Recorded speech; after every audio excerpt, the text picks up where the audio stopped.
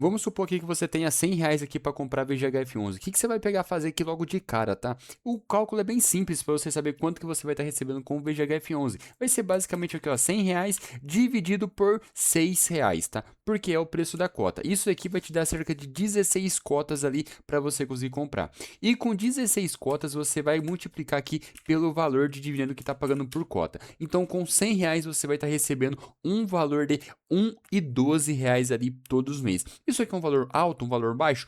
Tudo depende da sua percepção e também da relação do preço em relação ao seu risco, em relação ao seu retorno. Por quê? VGHF11, para você ter uma rápida ideia, ele é o fundo imobiliário que mais pagou dividendo ali nos últimos 12 meses. Consequentemente, isso é um dividendo muito alto. Então, todo investidor vai gostar muito do VGHF11. Porque, cara, olha isso daqui, são 16% de dividendo. Então, quando você olha no seu histórico, aqui as coisas já começam a ficar estranhas. Por quê? Tá vendo esse dividendo aqui? Você vê que parece que o movimento dele daqui para trás parece que era um fundo imobiliário e aqui era um outro fundo imobiliário. Isso realmente acontece. Por quê? VGHF11 ele nasceu com uma filosofia, viu que essa filosofia dele não era sustentável e começou a migrar para outra. Nessa parte que ele começa a migrar, nessa parte que, ó, que ele começou a migrar para uma outra filosofia, aconteceu muitas coisas que prejudicaram o fundo e muitos movimentos estranhos. E por isso que o VGHF11 acaba sofrendo muito, principalmente nos últimos meses, que vem numa queda que, meu amigo do céu, parece que o fundo vai acabar, mas não vai. Mas antes de eu continuar com esse vídeo aqui, já falei muita coisa sobre o VGHF11, vou convidar vocês a se inscreverem e também comentarem quantas cotas que vocês têm do VGHF11. Por quê? Tudo depende do quê? Do preço que você está pagando ali, do preço da cota. Se você estiver comprando o VGHF11 bem baratinho ali, estiver pagando R$ 3 por cota ali, mano, seria o melhor fundo imobiliário para você hoje. Só que se você pagou 10, cara, você se lascou. E se você se lascou e não sabe o que vai acontecer com o fundo e qual é a perspectiva dele, fica aqui nesse vídeo que eu vou te explicar. Agora, vamos lá. O que que aconteceu aqui nessa época que eu falei aqui para vocês, né? Que parecia um fundo e hoje em dia é um outro fundo. VGHF11 ele nasceu com uma filosofia do quê? Ele vai investir em CRIs, ele vai investir em ações, ele vai investir aqui também em quê? Em fundos imobiliários. Cara, ele vai investir no que tiver, velho. No Tigrinho, vai investir, mano. Qualquer investimento que der retorno, ele vai investir. E o que que acontece? Como era um fundo extremamente arriscado, ele sempre pagou muito dividendo. Então, quando você olha aqui nos seus primeiros 2 anos de existência, você vê que ele pagava uma média de yield de 1,5% ao mês. Cara, isso aqui é absurdo. Isso aqui é absurdo. Isso daqui, se você pegar o Warren Buffett, os primo rico, os maiores investidores de todos os tempos, não consegue ter uma consistência média disso daqui mensalmente, tá bom? Então, isso daqui seria o melhor fundo imobiliário possível. Porém, depois de um tempo, tá? Ele vai ver que vai começar a dar alguns problemas de você ter um risco tão grande. Por quê?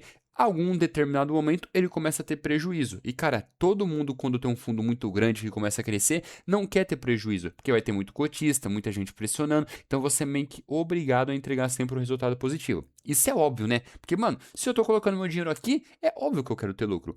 O que que ele faz? Ele começa a mudar a sua estratégia. Então você vê que depois disso, ele começa a ter um dividendo yield bem próximo ali de 1% ao mês. E o porquê que ele fez isso? Ele basicamente continuou com essa estratégia arriscada, só que somente metade do fundo. A outra metade ele virou um FOF. O que é um FOF? Um FOF basicamente é um fundo imobiliário que investe em outros fundos imobiliários. Isso é bom ou isso é ruim? Isso depende. Por que que depende? Quando a gente abre aqui o seu relatório inicial, a gente vai ver algumas informações. Vamos pular isso aqui, a gente vai voltar aqui para falar desses CRIs e dos fundos que ele investe, tá? Porque tem muita coisa que acontece estranha aqui que eu não concordo, mas aí vai do investidor, né? Por isso que eu também acabei saindo do VGHF11 um tempo atrás, por conta dessas decisões. Mas é gosto, cara. Então, vamos lá. Tá vendo isso daqui, olha? Alocação por estratégia. Você vai ver que uma parte aqui, ó, é de CRIs, uma parte aqui é em ações, uma parte é em fundos imobiliários. Então, o que que acontece, tá? Você vai ver que o resultado dele é dividido em três. E a alocação sua dentro do seu patrimônio, a maior parte é em relação a fundos imobiliários, tá? Então, o que que acontece? O fundo, basicamente, ele tem a sua maior parte ali do seu dinheiro investido em outros fundos imobiliários. Até aí, beleza. Só que qual que é o grande problema? Quando você investe em outros fundos imobiliários, você se torna um fundo mediano. De um fundo mediano para pior. Porque você vai ter sempre que pagar taxa de gestão, você vai ter que pagar imposto de renda, vai ter que pagar administração, taxa de consultoria. Tudo essas coisas acabam ali transformando um FOF não viável por conta disso. E quando a gente vem ver os fundos que o VGHF11 investe, aí o bagulho fica mais embaixo ainda, fica mais estranho ainda, né? Por quê? Você tá vendo isso aqui, ó? Tem vários FOFs, né? O VGHF, qual que é o nome dele? Valora Hedge Fund, é um fundo da Valora. Só que, adivinha, o fundo foi lá e investiu na Valora Renda Imobiliária, famoso VGRI. O que que acontece? Basicamente, o VGRI é um outro fundo da Valora, meio que num braço diferente. Então, aqui, ó, um fundo da Valora. Beleza. Só que daí você vai pegar, descer mais um pouquinho, ó, você vê, ó, Valora, CRI, FI, Infra, Fundo Imobiliário. Você vê que tem um segundo fundo aqui. Você vai descer aqui mais um pouquinho aqui, você vai ver o quê? Que tem um outro fundo imobiliário da Valora. Aqui, ó, Valora, CRI, pré-subordinada. Valora de novo. O que que acontece? Se o fundo quer investir em fundos imobiliários, por que que ele está investindo em tantos fundos da própria casa? Isso daqui aconteceu com outros fundos que fizeram, como Tord, como HCTR11, como DEVA11, tá?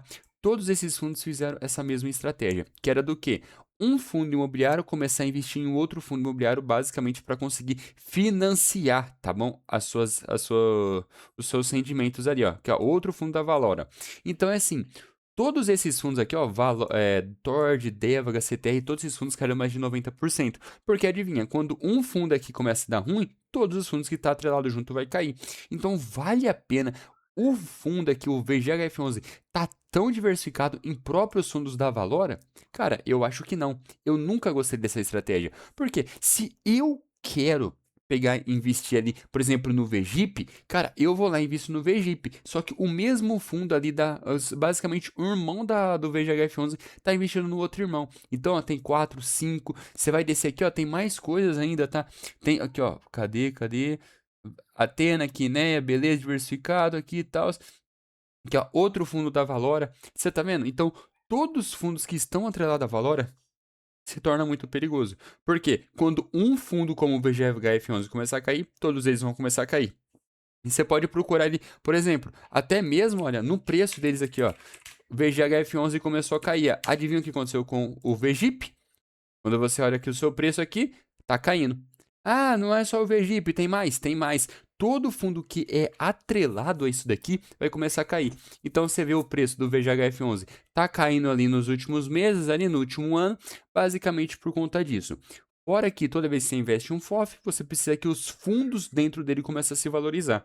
E ele também não tem os melhores fundos, né? Então vamos colocar aqui, né? Por exemplo, ele tem aqui como o RECT, cara, péssimo fundo, TXRF11, ele tem RECR, ele tem TIGAR. Então, cara, você vai ver que os fundos que ele tem aqui dentro dele são fundos muito arriscados, né? Que são fundos que estão com um problema muito grande. Então, por isso que, teoricamente, o valor do VGHF11 aqui, ó, o valor patrimonial dele é tão alto, só que dentro dele realmente está bem longe desse valor. Então, tem que tomar muito cuidado com o VGHF11, por conta do seu risco e por conta do seu retorno. Agora, a grande questão é que vale a pena ele ou não? Hoje em dia, tá ele custando cerca de R$ 6, ele tá com seu valor patrimonial avaliado na casa de 8,37, com um desconto de quase 30%. Isso daqui abre uma margem para a gente começar a estudar ele. Não tô falando que vale a pena, abre uma margem para começar a estudar, porque na minha opinião hoje existem diversos fundos melhor do que o VGHF11, com um retorno muito melhor em relação ao seu risco. Para mim, VGHF11 ainda está num preço caro. Ainda mais que a Selic está começando a cair ali, tem outros fundos com desconto maior. Por outro lado, toda vez que a Selic começa a cair, fundo imobiliário no geral começa a subir. Então pode ser interessante às vezes você acabar tendo um pouquinho de VGHF11, mas saiba, colocou ele dentro da sua carteira, é um fundo extremamente arriscado.